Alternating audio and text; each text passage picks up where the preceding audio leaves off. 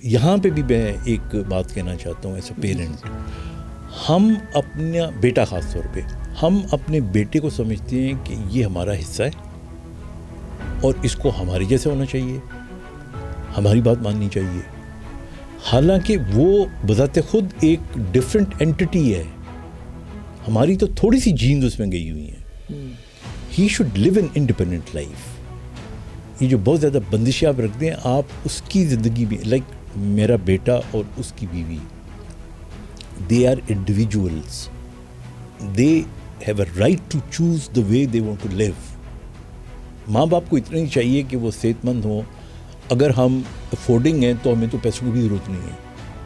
اگر نہیں ہے تو ان کا فرض ہے کہ وہ لک آفٹر کریں، لیکن ہمیں ہر چیز کہ تم نے میری مرضی کے مطابق کرنا ہے، دیٹس ناٹ فیئر۔ اسی طرح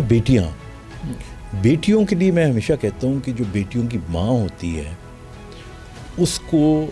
بیٹیوں کا جو سسرال ہے یا وہاں کیا ہو رہا ہے اس کے معاملے میں ڈیف بن جانا چاہیے۔ دیکھیے ہے مشکل شروع میں کم از کم، کیونکہ وہ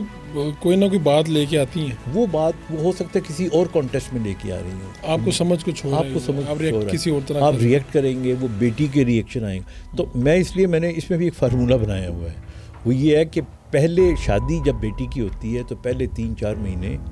لڑکی کی ماں کو فون ہی نہیں کرنا چاہیے۔ بیٹی خود فون کر کے کوئی بات کر لے، کیوں جو ٹوئیں لگانی ہوتی ہیں نا، اچھا پھر کی ہو یا اچھا اس قسم کی بات۔ نمبر 2، بیٹی جب سسرال میں جاتی ہے تو ایک چیز یاد رکھے، وہ اپنے میاں کی امی کی برائی کبھی نہ کرے، بھلے وہ برائی کر بھی رہی ہو، کیونکہ بیٹا جو ہوتا ہے نا وہ خود بھی برائی کر سکتا ہے اپنی ماں کی، پر اپنی بیوی کے منہ سے نہیں سن سکتا۔ تو یعنی اور جو خاتون ہے اس کو اپنی ساس کی کسی بھی صورت میں برائی نہیں خود پتہ لگ جاتا ہے۔ یہ جو مرد ہوتا ہے نا کوئی بیوقوف نہیں ہوتا، مجھے پتہ ہوتا ہے میری ماں کیسی ہے، میری بہنیں کیسی ہیں، میری بیوی کے، وہ سارا پتہ ہوتا ہے، وہ میسنا بنا ہوا ہوتا ہے، آپ کو بتانے کی ضرورت نہیں ہوتی، انہیں سارا پتہ ہے۔